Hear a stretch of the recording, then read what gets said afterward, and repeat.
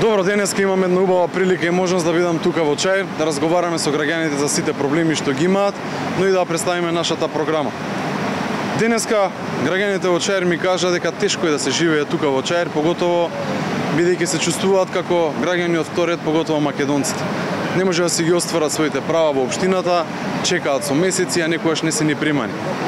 Слабо со проекти, нема реализација, нема капитални инвестиции, нема нови улички и сето тоа е врз грбот на сите граѓани тука во Чаир.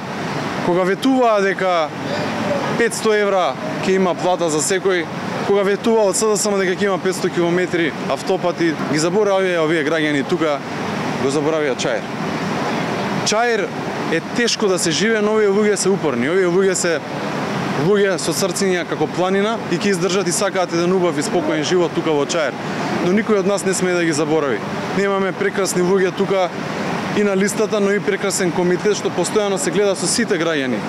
Они сакаат еден добар соживот, но ние сите заедно тоа треба да го направиме. Затоа во наредниот период сите ние заедно ќе ги промовираме нашите позитивни вредности, нашите проекти.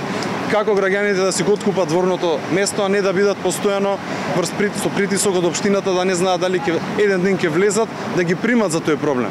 Исто така да ги решат основните базични проблеми што ги има секој еден граѓанин тука. Немаат паркинг место, не може да се справат со овој урбан хаос што се случува тука во Чаир.